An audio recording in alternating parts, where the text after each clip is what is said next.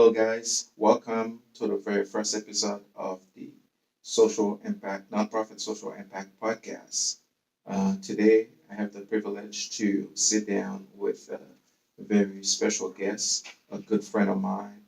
We go way back for full disclosure, none other than Howard Ward. Howard, welcome to the podcast. Thank you so much for having me, Vince. It's a privilege to be here, especially if this being your first podcast session. Yeah, I can believe it. Finally, we've been talking about it for a while, and we finally get a chance to, just make it happen. Definitely. I'm definitely happy to be here and see what happens. See what happens. All right. Well, first of all, I will tell the audience who our boy is. So, um, I'm Harold Roy. I am the co-founder, executive director of Epic Care, like you just mentioned.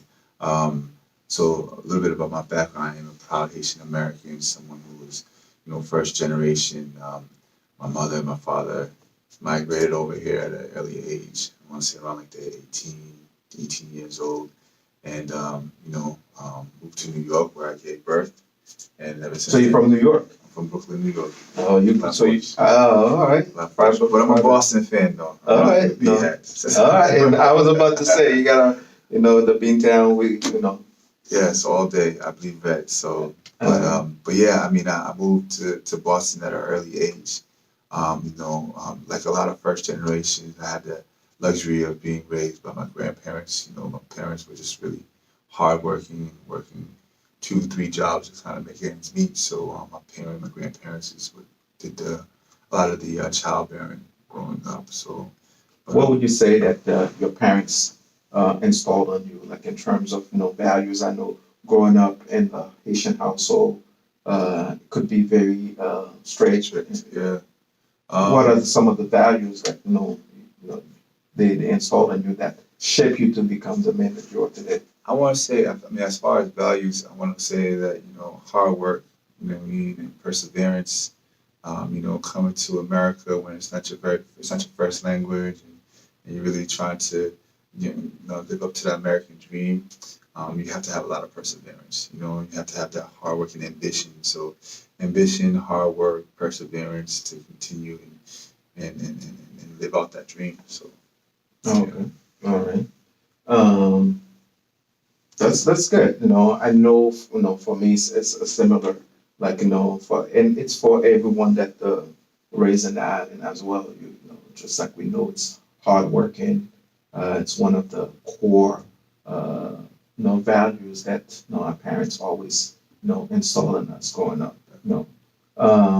Okay, tell us about your days. When did you move to Boston? I moved to Boston. I want to say 1990. 1990. I don't want to put an age to That's fine. but I came here. I went to grade school and up in Dorchester. Kind of bounced around a lot, trying what we was trying to figure out, our bearings. So from Dorchester to Mattapan and Hyde Park is where I did a lot of my growing pains. So I was introduced to a lot of sports there, and that's what kind of basically took over my life because like I said, being home and not having much to do and trying to stay out of trouble, sports was my outlet. So that was it. What sports did you play? I played football. Played football majority of my life. Basketball. I at least did that throughout grade school, high school, and then even in college. So played all those sports there. Yeah. Yeah, definitely. So I loved it. It's like a lot of experience as an athlete, and also being a first generation Haitian American and living in that household kind of formed me to the person that I am today. It's just like. So that athleticism transition, should I say, does that play any role in terms of to your entrepreneurship journey, which we're gonna talk about Oh in a yeah. few. Yeah, definitely did. A lot of, like I said, I had a lot of coaches. So I didn't grow up in a household. My father was around a lot, so a lot of it had to deal with just finding that proper mentorship. You know, I mean, my first mentor was a police officer, and lo and behold, I'm a criminal justice major in college, and now I'm a police officer at Mass General. You know, so a lot of the sports, and actually the police officer who was my mentor was who introduced me to sports. You know, he brought me my first football cleats and took me to my first practice. You know, so a lot of who I've interacted with, these sports or my extracurricular activity, is what kind of formulated me to having the career that I have and pursuing what I'm doing right now. So. Oh, that's great. That's great. Okay, which kind of also transition into um, the Epicare journey. You Mm. know, so first of all, what is Epicare? Epicare. So What does it stand for? Epicare. So it's an acronym for emergency preparedness, engaging community action through resources and education. And Lince, I know we've been friends for a long time, and Lince, you had played a big role as far as finding a name, because before it was Epicare, it was HSI. A little bit of history. HSI was Healthcare Security International, and it was a nonprofit that was probably doing the same thing, but it was limiting us, as far as the work that we were trying to do in Haiti. When you hear security in Haiti, you think of someone with a shotgun, Absolutely. and Just sitting like, in front of the store, right? Very scary. Exactly. Dude, very scary dude everywhere you go. Definitely. Just like the person has to have a presence. shotgun Yeah. with them. That's how you feel secure. From a cultural Yep. perspective, when you're in Haiti, when you hear security, you need a gun. Yeah, that's so true. And that's when you go when you go around and you're driving around, you go into the markets and that's what you see. You say, oh, it's security here. And as long as he has a big shotgun, not knowing if he's trained or not, Yeah, yep. you're golden, And so we wanted to stay away from that. So when we said HSI and we introduced ourselves to these organizations in Haiti, people were like, oh, you guys do security. And I was like, no, we don't just do security. We train security. Mhm. We train, normal staff, grassroots organizations. And so I said, you know what, let's just kind of reset. Let's just reset and kind of go back into the shop. And we came up with that here in Lince. Like I said, you helped out. You helped out big time when it came to. Thank you. I remember this. Those times. Definitely. So I mean, we've come a long way. I'm very proud of the work that my team has done as far as getting. Tell us about the work. Yeah. So I mean, to give you my background story, I'm not sure if everybody know. I mean, I was in Haiti when the earthquake happened, and so that kind of triggered me to kind of go back and help out. And one of the ways I did so was just I found a fellowship at Mass General, where I work on my full-time position as a police officer. Mhm. Was awarded this fellowship through networking and being persistent, like I mentioned earlier. That was back in 2011. That was 2011. Okay. Yeah. So you get the fellowship in 2011 Mhm. prior to the earthquake. So how long were you in Haiti? So my first time in Haiti, my first time ever in Haiti was a few days before the earthquake happened. And so my grandfather passed away, and so I had to go to the funeral. And he was buried out in Haiti. But it was like my first time in country, but it was like a life-changing experience. Getting to meet family members that I only remember when we used to send cassettes. Yeah, I remember those days, like those cassette days. Cassette For days. those of you a lot of people who probably won't remember, but in the 80s when you grew up, the way we grew up in the 80s is that, especially I was in Haiti, I was born and raised in Haiti. I came here. I won't say when, but Exactly. Keep it a secret. I'll keep it a secret for some other time. Yeah. But I remember for relative that we have here, the key communication before Twitter, Facebook, WhatsApp, those like tapes were our WhatsApp, So you sit there and record a tape, and then you mail that tape to someone and actually hear that person's voice if you don't wanna spend the money and stuff. So a lot of shout outs. a lot of shout outs, and that happens once a month. Once a month, Yeah. So I remember those days, and but it was just good to put names to the cassette tapes that were being played, with faces with them. And so I met him for the first time. I had the best time of my life. I was just I remember just playing dominoes outside Mhm. and just not having any worries, but being around people that actually genuinely care, and then going to the beach and stuff. And then I just took a lot of pictures, and I was sitting at the airport, and then that's when the earthquake took place. So you were actually sitting at the airport prior to Moments before. moments before. My flight was supposed to leave at 4. I think, like, no, my flight was supposed to leave at like 5:30. I think the earthquake took place at like 4:35. So we was just getting ready to board my group, and then that's when melee took place. But I mean, like I said, So when that took place, the ground the plane was not allowed to leave. No, the plane wasn't allowed to leave. So after the whole commotion happened, I think it was it was weird. It was like a really like quick pause where everybody was just like, "What the heck just happened?" And then after that, it was just like people just started running in every different direction. And I think like a group of us just went out towards the runway where the airplane was, because I thought that would be the safest place to be. Because standing in there, it was like 35 seconds. Then it felt like 35 minutes. Of just rumbling and shaking and debris falling. When the smoke cleared, I mean, I think a group of us just went out to the runway. And then that's when we figured out it was an earthquake. Because at the time, I thought it was a plane that hit the cockpit. Mm-hmm. I thought that a bomb would. I just didn't. Wasn't sure. But when we went out to the runway, that's what we figured out. And so as far as the plane leaving, that was the toughest decision I can probably ever make. And so the plane did actually leave. Yeah. After. So it wasn't until after, I think it was like 7:30. American Airlines was like, okay, listen, we can leave now. This is after like several aftershocks. Mm-hmm. There's still rumbling going on. They were actually going to leave without us. They was like, we can't take you guys because you guys didn't go through the proper checking in process.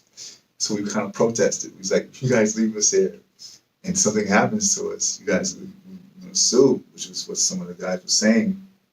And so they finally gave in and let us board. And I just remember just flying over and just Haiti being pitch black.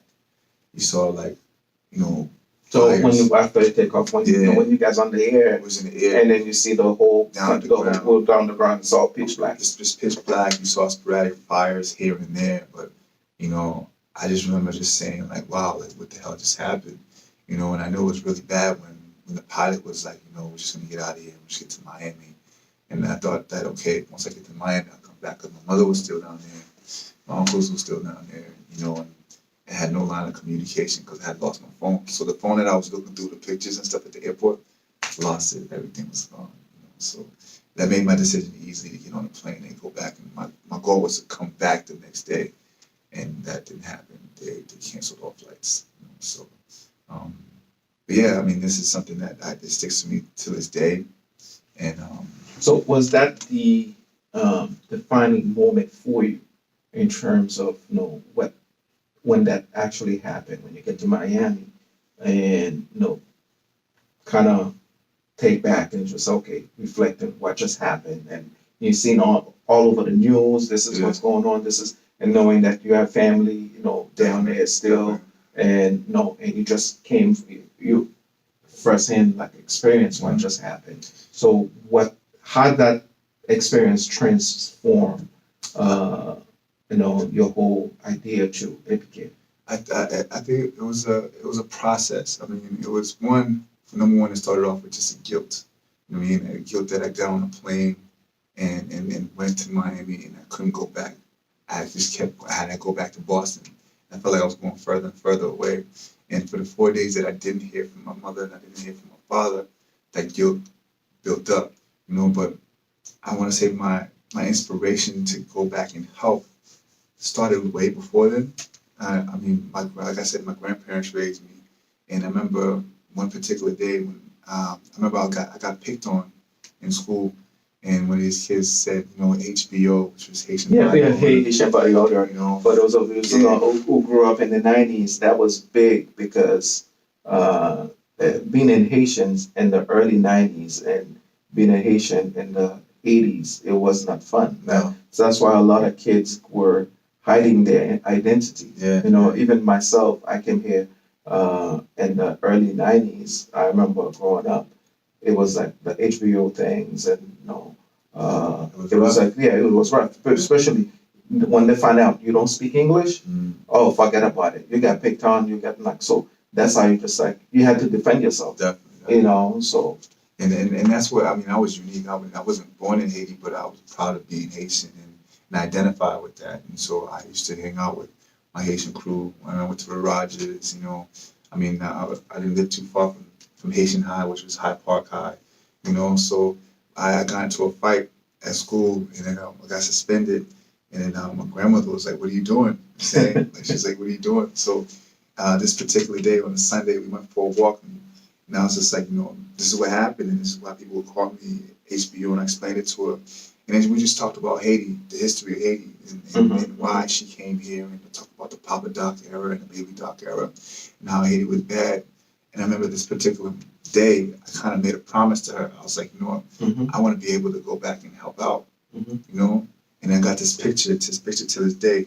I carry with me, and after I made that promise, my mom took a picture of us, and I've kept that picture. Took a picture of you and your grandmother, together. Yeah. And that perfect moment. Perfect moment. It was a perfect moment, and I held that, and so I never really knew what I was going to do until the earthquake happened, and that's when I was just like, wow, I think this is what it is.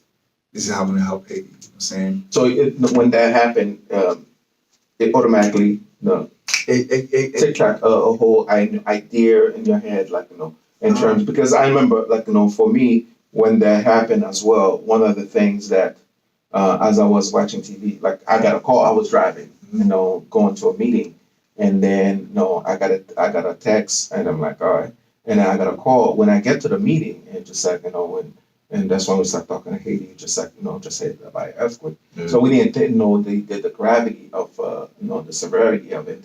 Um, you know, it wasn't until I got home that night, like around 9 o'clock, and where all the news, like start seeing all the images and stuff. People are like, that's when it kind of hit home. Yeah, definitely. I remember that night, just like got on my knees, like, okay, God, how could I use that experience? How could you use me in that experience to help in any capacity? Because around that time they wouldn't allow any, if you were not trained, like only like a certain group of medical people or search and rescue people were allowed to fly to Haiti. So all international flight was grounded. Yeah. So and people want to go and do things, but everybody, the whole diaspora, we were all Isolated. Yeah, we were all isolated. We were hopeless, helpless. We want to do things, but we couldn't. Definitely. No, you hit it right in the nose, and that was a lot of the issues when I was doing my fellowship in Haiti that I saw in Haiti was like we had all these different cultures bringing their own practices to Haiti, and not necessarily accepting Haiti's culture, and that did a lot of damage, and it did good because now here you are when it comes to recovery, you want to go back to you want to recover fully to what you used to have. Right? Yes. You don't want to come back and say, "Hey, I'm eating this rice made from China." It doesn't feel like home. It doesn't feel like recovery at all. Not at all. And so I experienced that, and my thing was like, okay, me as a Jasper, what do I need to do to kind of help out? And then it just kind of all fell in line and fell into place, where it was just like I worked in police and security. I'm an instructor for Moab and CPR. Like this is stuff that's needed in Haiti when it comes to empowering. A lot of the stuff that we take for granted here, as far as taking a CPR class, they don't have it in Haiti. And so, let's go back. Sure. For the listeners that doesn't know what Moab and can you break it down for them on CPR? Yeah. So I've been working at Mass General for about 12 years now, and then I became an instructor soon after actually the earthquake happened. And so I became an instructor for Moab, which is management of aggressive behavior. And management of aggressive behavior is like almost a self-defense course that I teach, and it's very prevalent. I mean, it varies from culture to culture, but I mean, I was given the blessings to take this training and take it and translate it into Haitian Creole and teach it in Haiti. And CPR, I think this is a life-saving skill that everybody needs to take. Really, you can hear it in resource-rich Boston, or you're in Haiti, rural Haiti.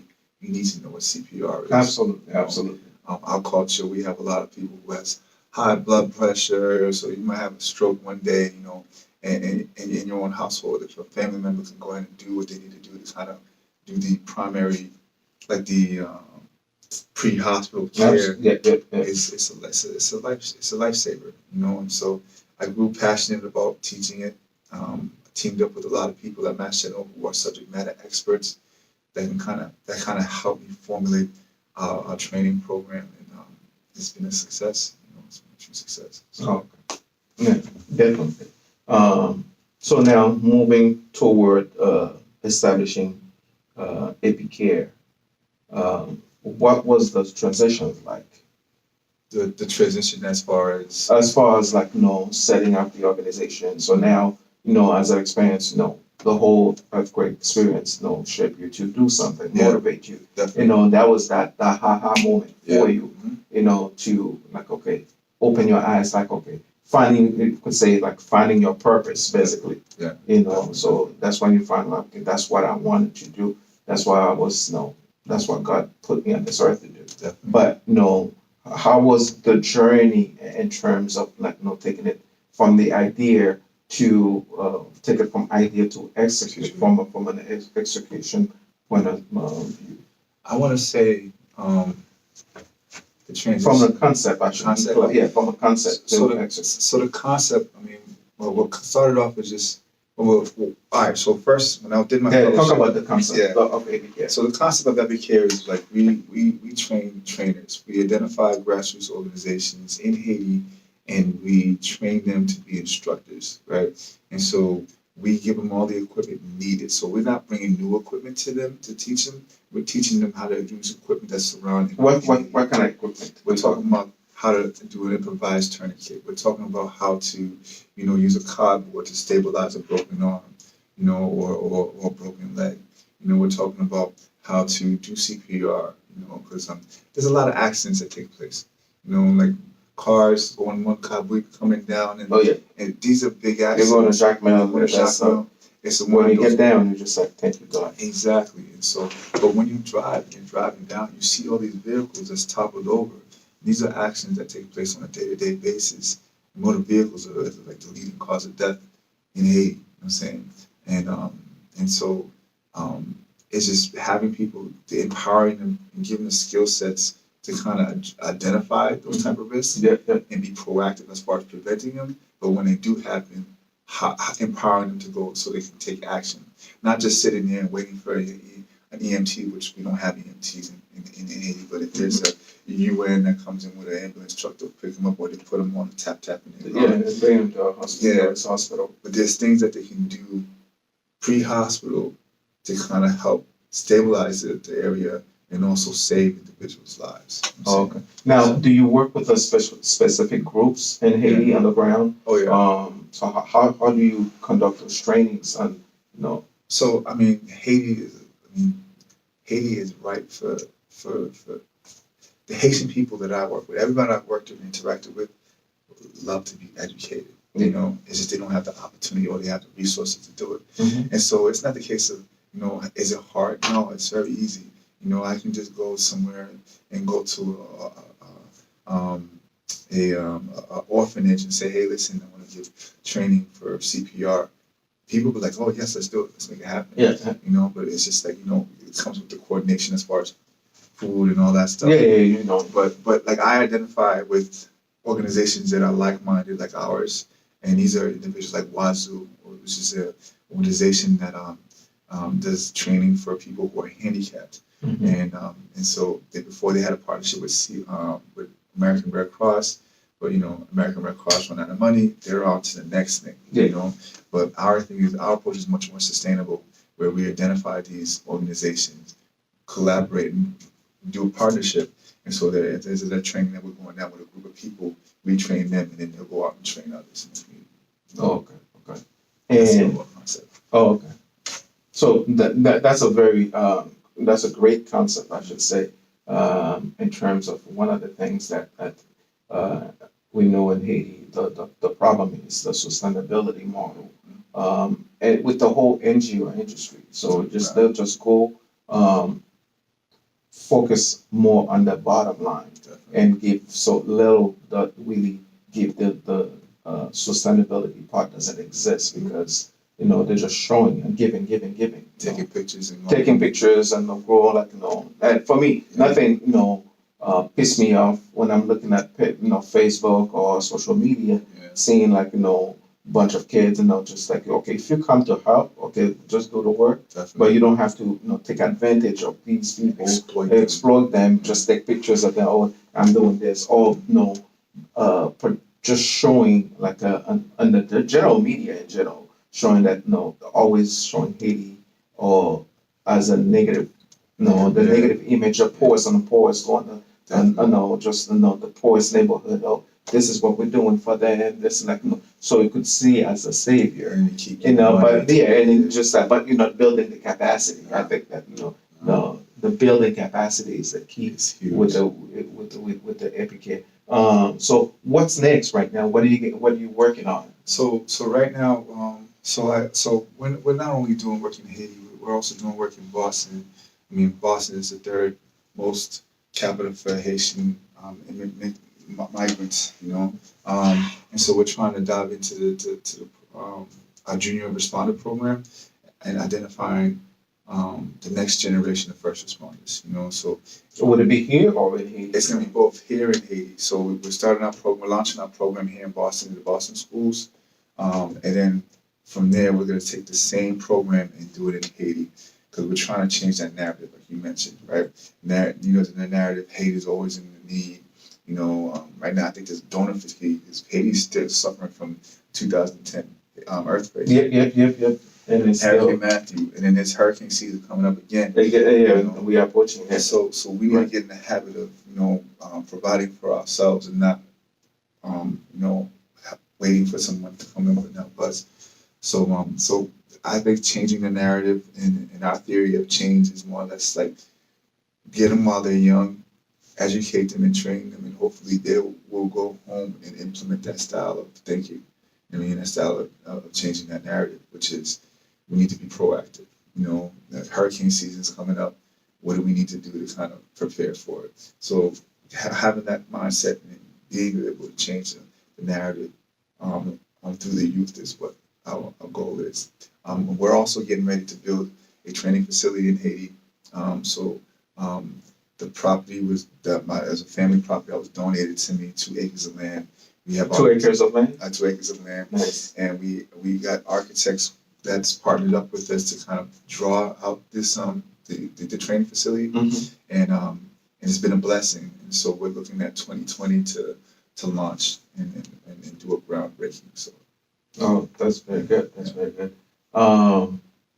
In terms of uh, next step. Well, before we get to the next step, I know you get your hands on many different projects and stuff, personal and also with Epic Cares and stuff. Um, Tell the how do you how's your give our listeners an idea of what your typical day like. Oh man, so it's hectic. I work overnights at Max General as a police officer. Work the graveyard. The graveyard shift. The graveyard shift. Yeah. And it's been a blessing. I work with a great group of guys, and if it wasn't for the support of my department, I probably wouldn't be able to do half of the stuff that I'm doing. If anybody's listening to Mass General, kudos, right? So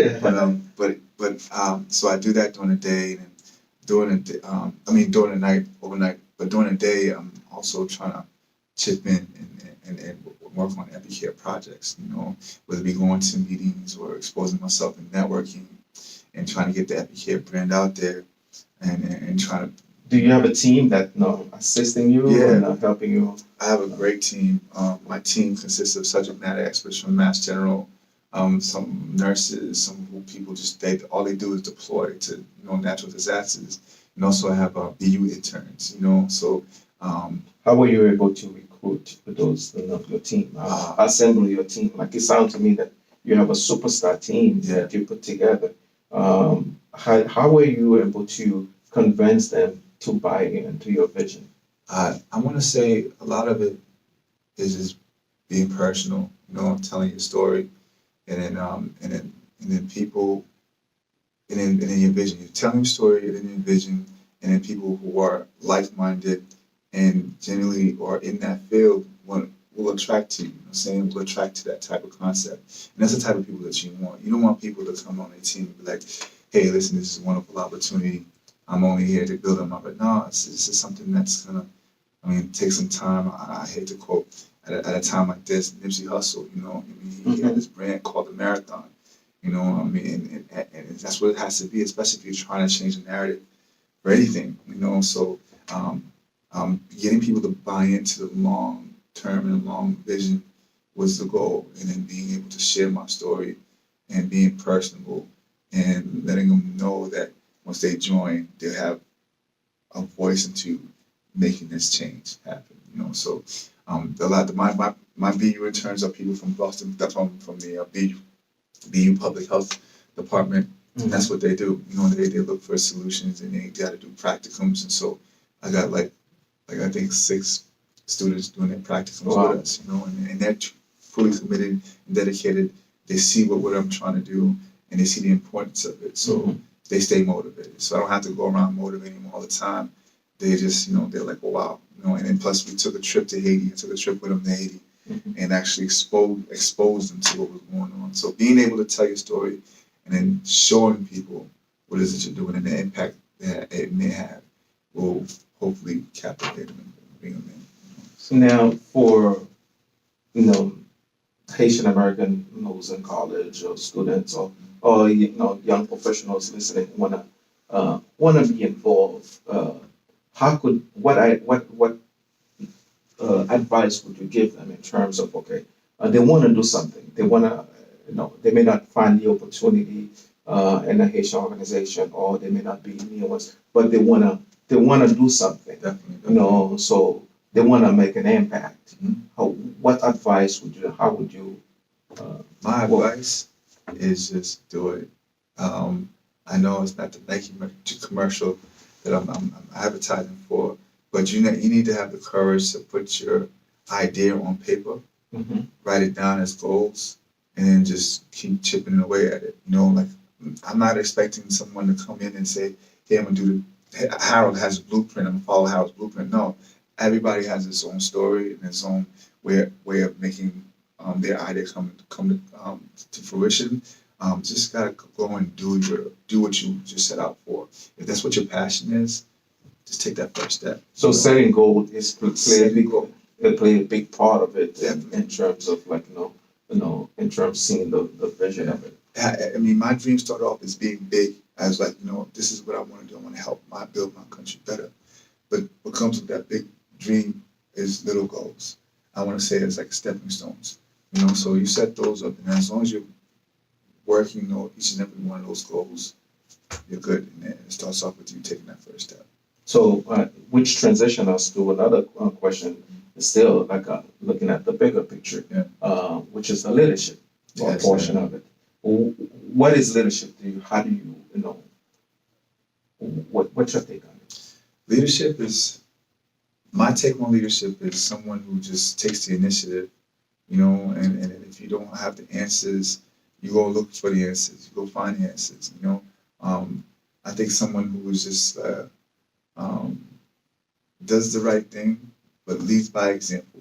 You know, I wouldn't want my interns doing something I wouldn't want to do.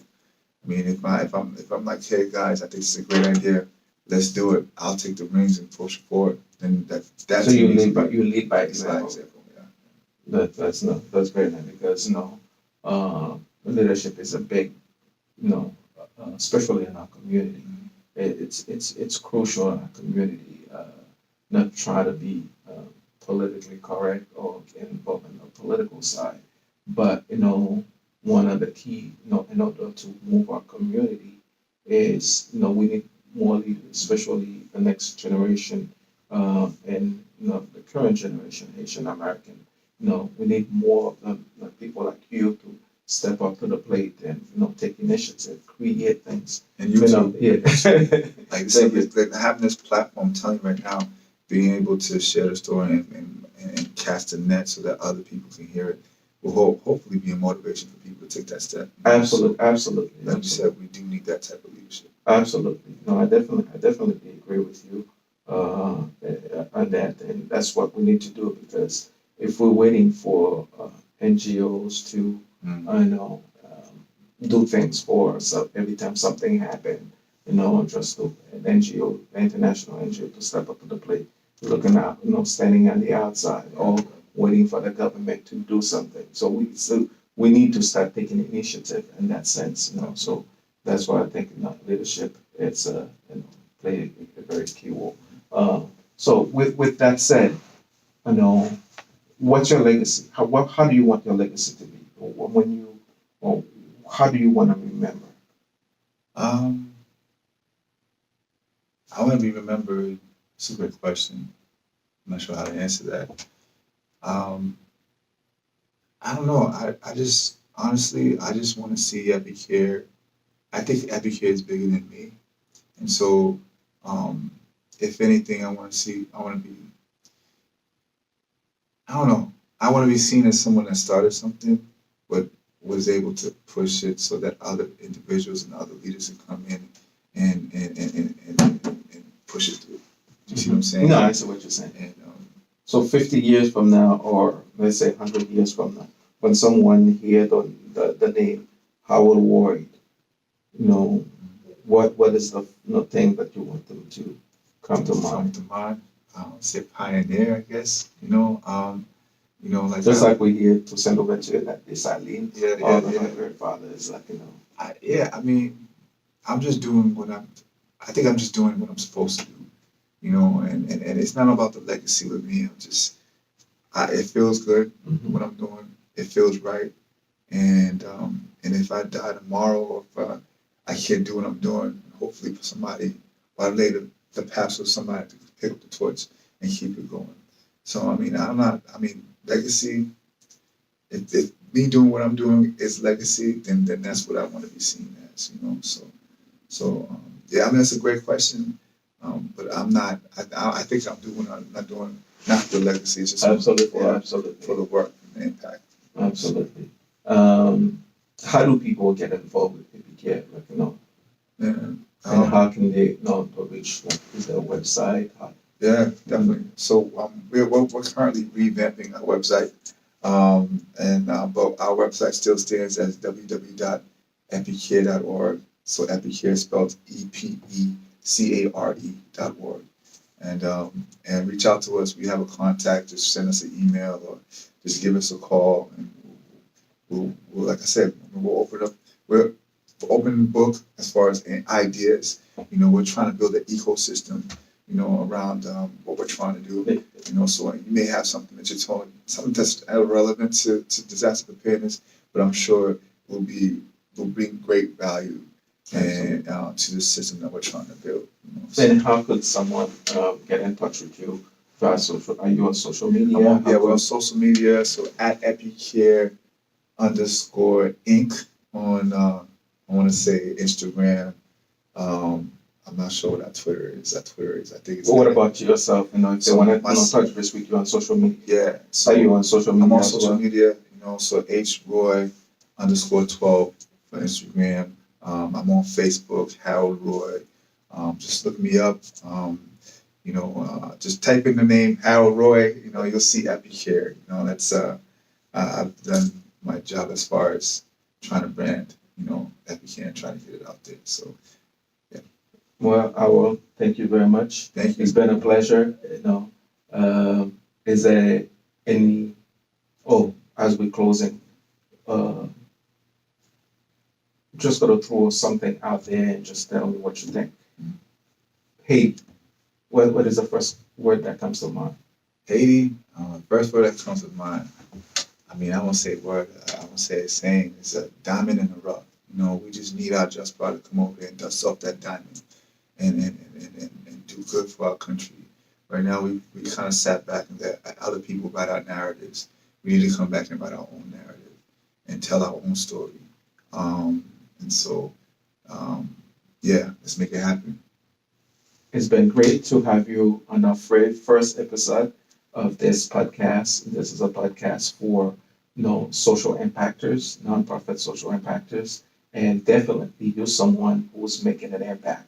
As I was putting my guest list together, to start this podcast, been working on it for a while, and your name was the first name that I put on the list, and not Appreciate only because you're a great friend and things, and I know your work, and so to me, I view you as the idea of social impactors, Thank you. making a real impact not only in Haiti but also here in our community, and so for our youth to look up to as a real role model, and so I'm glad, also happy for the work that you're doing, and I'm very very proud of you, my brother. Thank you. You know, Appreciate and it. thank Thank you for being you. part Yeah. of this. Thank you Very, for having me. very, This first is awesome. well, folks, thank you for listening and enjoying the very first episode of the Nonprofit Social Impactors. And stay tuned for the next episode, which will come out soon. Thank you for listening and have a great one. Until we meet again. That was good, man. That was good. That was really good, man. Thanks, So, That's awesome, man. yeah, Good so job. did very, very well. Appreciate it. This is behind the scene footage, so that's very, very good. Awesome. Just hope that everything we We're recorded. all right. I have Alright. to do it again. I know, right?